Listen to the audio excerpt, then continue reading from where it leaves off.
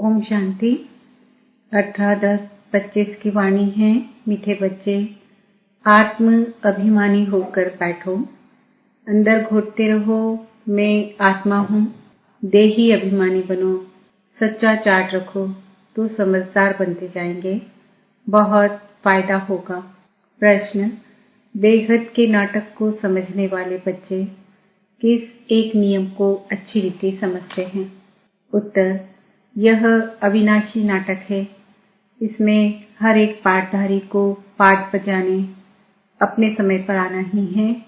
कोई कहे हम सदा शांति धाम में ही बैठ जाएं, तो यह लॉ नहीं है। उसे तो पाठधारी ही नहीं कहेंगे। यह बेहद की बातें बेहद का बाप ही तुम्हें सुनाते हैं। ओम शांति। अपने को आत्मा समझकर बैठो। देह अभिमान छोड़कर बैठो। बेहद का बाप बच्चों को समझा रहे हैं। समझाया उनको जाता है जो बेसमझ होते हैं। आत्मा समझती है कि बाप सच कहते हैं। हम आत्मा बेसमझ बन गई हैं। मैं आत्मा अविनाशी हूँ, शरीर विनाशी है। मैं आत्माभिमान छोड़ देह अभिमान में फंस पड़ा हूँ, तो बेसमझ ठहरे ना। बाप कहते हैं सब बच्चे बेसमझ हो पड़े हैं देह अभिमान में आकर। फिर तुम बाप द्वारा देही अभिमानी बनते हो तो बिल्कुल समझदार बन जाते हो। कोई तो बन गए हैं, कोई पुरुषार्थ करते रहते हैं। आधा कल्प लगा है बेसमझ बनने में। इस अंतिम जन्म में फिर समझदार बनना है। आधा कल्प से बेसमझ होते होते 100% बेसमझ बन जाते हैं। देह अभिमान में आकर ड्रामा प्लान अनुसार तुम गिरते आए हो। अभी तुमको समझ मिली है, फिर भी पुरुषार्थ बहुत करना है, क्योंकि बच्चों में दैवी गुण भी चाहिए। बच्चे जानते हैं हम सर्वगुण संपन्न 16 कला संपूर्ण थे, फिर इस समय निर्गुण बन पड़े हैं। कोई भी गुण नहीं रहा है। तुम बच्चों में भी नंबरवार पुरुषार्थ अनुसार इस खेल को समझते हैं। समझते समझते भी कितने वर्ष हो गए हैं, फिर भी जो नए हैं वह अच्छे समझदार बनते जाते हैं। औरों को भी बनाने का पुरुषार्थ करते हैं।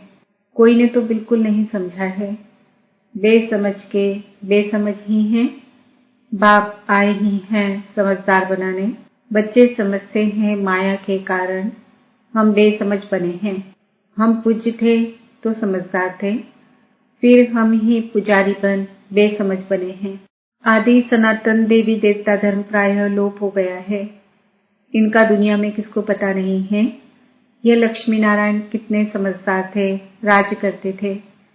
बाप कहते हैं तत्वम, तुम भी अपने लिए ऐसे समझो। यह बहुत बहुत समझने की बातें हैं। सिवाय बाप के कोई समझा न सके। अभी महसूस होता है बाप ही ऊंचते ऊंच समझदार से समझदार होगा ना। एक तो ज्ञान का सागर भी है, सर्व का सदगति दाता भी है, पतित पावन भी है। एक की ही महिमा है। इतना ऊंचते ऊंच बाप आकर के बच्चे बच्चे कह कैसे अच्छी रीति समझाते हैं। बच्चे अब पावन बनना है, उसके लिए बाप एक ही दवाई देते हैं। कहते हैं योग से तुम भविष्य 21 जन्म निरोगी बन जाएंगे। तुम्हारे सब रोग दुख खत्म हो जाएंगे। तुम मुक्ति धाम में चले जाएंगे। अविनाशी सर्जन के पास एक ही दवाई है, एक ही इंजेक्शन आत्मा को आए लगाते हैं। ऐसे नहीं कोई मनुष्य बैरिस्टरी भी करेंगे, इंजीनियरिंग भी करेंगे, नहीं। हर एक आदमी अपने धंधे में ही लग जाते हैं। बाप को कहते हैं आकर पतित से पावन बनाओ, क्योंकि पतित बने में दुख है। शांति धाम को पावन दुनिया नहीं कहेंगे, स्वर्ग को ही पावन दुनिया कहेंगे। यह भी समझाया है मनुष्य शांति और सुख चाहते हैं। सच्ची सच्ची शांति तो वहाँ है जहाँ शरीर नहीं, उसको कहा जाता है शांति धाम। बहुत कहते हैं शांति धाम में रहे, परंतु लौ नहीं है। वह तो पाठधारी हुआ नहीं। बच्चे नाटक को भी समझ गए हैं। जब एक्टर्स का पाठ होगा तब बाहर स्टेज पर आकर पाठ बजाएंगे। यह बेहद की बातें बेहद का बाप ही समझाते हैं। ज्ञान सागर भी उनको कहा जाता है। सर्व के सद्गति दाता पतित पावन है। सर्व को पावन बनाने वाले तत्व नहीं हो सकते। पानी आदि सब तत्व हैं। वह कैसे सद्गति करेंगे? आत्मा ही पाठ बजाती है। हठ योग का भी पाठ आत्मा बजाती है। यह बातें भी जो समझदार है वही समझ सकते हैं। बाप ने कितना समझाया है। कोई ऐसी युक्ति रचो जो मनुष्य समझे। कैसे पूज्य सो फिर पुजारी बनते हैं। पूज्य है नई दुनिया में, पुजारी है पुरानी दुनिया में। पावन को पूज्य, पतित को पुजारी कहा जाता है। यहाँ तो सब पतित हैं क्योंकि विकार से पैदा होते हैं। वहाँ है श्रेष्ठ, गाते भी हैं संपूर्ण श्रेष्ठाचारी। अभी तुम बच्चों को ऐसा बनना है। मेहनतें मुख्य बात है याद की। सभी कहते हैं याद में रहना बड़ा मुश्किल है। हम जितना चाहते हैं याद में रह नहीं सकते हैं। कोई सच्चाई से अगर चार्ट लिखे तो बहुत फायदा हो सकता है। बाप बच्चों को यह ज्ञान देते हैं कि मन मना भव, तुम अर्थ सहित कहते हो। तुम्हें बाप हर बात यथार्थ रीति अर्थ सहित समझाते हैं। बाप से बच्चे कई प्रकार के प्रश्न पूछते हैं। बाप करके दिल लेने के लिए कुछ कह देते हैं, परंतु बाप कहते हैं मेरा काम ही है पतित से पावन बनाना। मुझे तो बुलाते ही इसलिए हो। तुम जानते हो हम आत्मा शरीर सहित पावन थी। अभी वही आत्मा शरीर सहित पतित बनी है। 84 जन्मों का हिसाब है ना। तुम जानते हो अभी ये दुनिया कांटों का जंगल बन गई है। यह लक्ष्मी नारायण तो फूल है ना। उन्हों के आगे कांटे जाकर कहते हैं आप सर्वगुण संपन्न, हम पापी कपटी हैं। सबसे बड़ा कांटा है काम विकार का। बाप कहते हैं इस पर जीत पहन, जगत जीत बनो। मनुष्य कहते हैं भगवान को कोई न कोई रूप में आना है। भागीरथ पर विराजमान हो आना है। भगवान को आना ही है पुरानी दुनिया को नया बनाने। नई दुनिया को सतो प्रधान, पुरानी दुनिया को तमो प्रधान कहा जाता है। जबकि अभी पुरानी दुनिया है तो जरूर बाप को आना ही पड़े। बाप को ही रचयिता कहा जाता है। तुम बच्चों को कितना सहज समझाते हैं, कितनी खुशी होनी चाहिए। बाकी किसका कर्म भोग का हिसाब किताब है। कुछ भी है वह तो भोगना है। इसमें बाबा आशीर्वाद नहीं करते हैं। हमको बुलाते ही हो बाबा आकर हमको वर्षा दो। बाबा से क्या वर्षा पाना चाहते हो? मुक्ति जीवन मुक्ति का। मुक्ति जीवन मुक्ति का दाता एक ही ज्ञान सागर बाप है, इसलिए उनको ज्ञानदाता कहा जाता है। भगवान ने ज्ञान दिया था, परंतु कब दिया, किसने दिया, यह किसको पता नहीं है। सारा मुझारा इसमें है। किसको ज्ञान दिया यह भी किसको पता नहीं है। अभी ये ब्रह्मा बैठे हैं, इनको मालूम पड़ा है कि हम सो नारायण था, फिर 84 जन्म भोगे। यह है नंबर 1 में। बाबा बतलाते हैं मेरी तो आंख ही खुल गई। तुम भी कहेंगे हमारी तो आंखें ही खुल गई। तीसरा नेत्र तो खुलता है ना। तुम कहेंगे हमको बाप का सृष्टि चक्र का पूरा ज्ञान मिल गया है। मैं जो हूँ, जैसा हूँ, मेरी आंखें खुल गई है। कितना वंडर है। हम आत्मा फर्स्ट हैं और फिर हम अपने को देह समझ बैठे। आत्मा कहती है हम एक शरीर छोड़ दूसरा लेता हूँ, फिर भी हम अपने को आत्मा भूल देह अभिमानी बन जाते हैं। इसलिए अब तुमको पहले पहले ये समझ देता हूँ कि अपने को आत्मा समझ बैठो। अंदर में यह घोटते रहो कि मैं आत्मा हूँ। आत्मा न समझने से बाप को भूल जाते हैं। फील करते हो बरोबर हम घड़ी घड़ी देह अभिमान में आ जाते हैं। मेहनत करनी है। यहाँ बैठो तो भी आत्माभिमानी होकर बैठो। बाप कहते हैं हम तुम बच्चों को राजाई देने आए हैं। आधा कल्प तुमने हमको याद किया है। कोई भी बात सामने आती है तो कहते हैं हाय राम, परंतु ईश्वर व राम कौन है यह किसको पता नहीं। तुमको सिद्ध करना है ज्ञान का सागर पतित पावन सर्व का सद्गति दाता त्रिमूर्ति परम पिता परमात्मा शिव है। ब्रह्मा विष्णु शंकर तीनों का जन्म इकट्ठा है। सिर्फ शिव जयंती नहीं है परंतु त्रिमूर्ति शिव जयंती है। जरूर जब शिव की जयंती होगी तो ब्रह्मा की भी जयंती होगी। शिव की जयंती मनाते हैं परंतु ब्रह्मा ने क्या किया? लौकिक, पारलौकिक और यह है अलौकिक बाप। यह है प्रजापिता ब्रह्मा। बाप कहते हैं नई दुनिया के लिए नया ज्ञान अभी तुमको मिलता है, फिर प्रायः लोप हो जाता है। जिसको बाप रचता और रचना का ज्ञान नहीं तो अज्ञानी ठहरे ना। अज्ञान नींद में सोए पड़े हैं। ज्ञान से है दिन, भक्ति से है रात।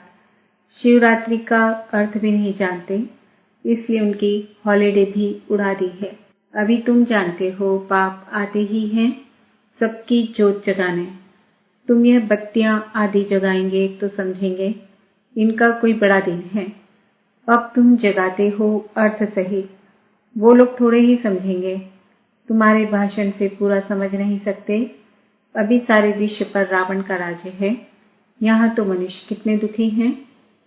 रिद्धि सिद्धि वाले भी बहुत तंग करते हैं।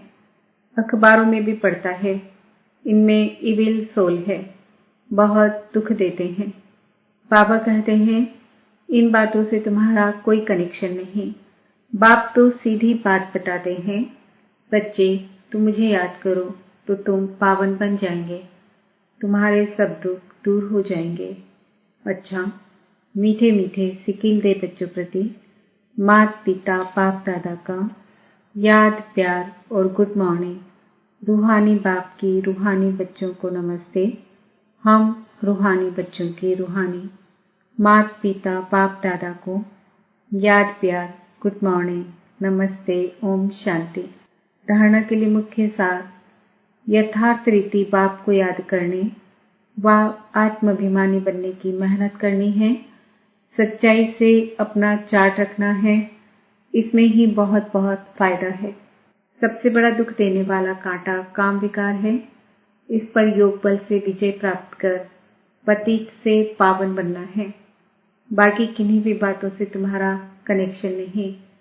वरदान प्रैक्टिकल जीवन द्वारा परमात्मा ज्ञान का प्रूफ देने वाले धर्म युद्ध में विजयी भव। अभी धर्म युद्ध की स्टेज पर आना है। उस धर्म युद्ध में विजयी बनने का साधन है आपकी प्रैक्टिकल जीवन, क्योंकि परमात्मा ज्ञान का प्रूफ ही प्रैक्टिकल जीवन है। आपकी मूर्त से ज्ञान और गुण प्रैक्टिकल में दिखाई दे, क्योंकि आजकल डिस्कस करने से अपनी मूर्त को सिद्ध नहीं कर सकते, लेकिन अपनी प्रैक्टिकल धारणा मूर्त से एक सेकंड में किसी को भी शांत करा सकते हो। स्लोगन आत्मा को उज्जवल बनाने के लिए परमात्मा स्मृति से मन की उलझनों को समाप्त करो। आज का सोमान है मैं विजयी आत्मा हूँ। मातेश्वरी जी की अनमोल महावाक्य योग से ही मुक्त होने की शक्ति मिलती है। पहले तो अपने को एक मुख्य पॉइंट ख्याल में अवश्य रखनी है। जब इस मनुष्य रस्सी झाड़ का बीज रूप परमात्मा है तो उस परमात्मा द्वारा जो नॉलेज प्राप्त हो रही है वो सब मनुष्यों के लिए जरूरी है। सभी धर्म वालों को यह नॉलेज लेने का अधिकार है। भल हर एक धर्म की नॉलेज अपनी अपनी है। हर एक का शास्त्र अपना अपना है। हर एक की मत अपनी अपनी है। हर एक का संस्कार अपना अपना है। लेकिन यह नॉलेज सबके लिए है। भल वो इस ज्ञान को न भी उठा सके, हमारे घराने में भी न आवे, परंतु सबका पिता होने के कारण उनसे योग लगाने से फिर भी पवित्र अवश्य बनेंगे। इस पवित्रता के कारण अपने ही सेक्शन में पद अवश्य पाएंगे, क्योंकि योग को तो सभी मनुष्य मानते हैं। बहुत मनुष्य ऐसे कहते हैं हमें भी मुक्ति चाहिए, मगर सजाओं से छूट मुक्त होने की शक्ति भी इस योग द्वारा मिल सकती है। अजपा जाप अर्थात निरंतर ईश्वरीय याद। यह जो कहावत है श्वासों श्वास अजपा जाप जपते रहो, उसका यथार्थ अर्थ क्या है? जब हम कहते हैं अजपा जाप तो इसका यथार्थ अर्थ है जाप के बगैर श्वासों श्वास अपना बुद्धि योग अपने परम पिता परमात्मा के साथ निरंतर लगाना और यह ईश्वरी याद श्वासोश्वास कायम चलती आती है। उस निरंतर ईश्वरी याद को अजपा जाप कहते हैं। बाकी कोई मुख से जाप जपना अर्थात राम राम कहना, अंदर में कोई मंत्र उच्चारण करना, यह तो निरंतर चल नहीं सकता। वो लोग समझते हैं हम मुख से मंत्र उच्चारण नहीं करते, लेकिन दिल में उच्चारण करना यह है अजपा जाप।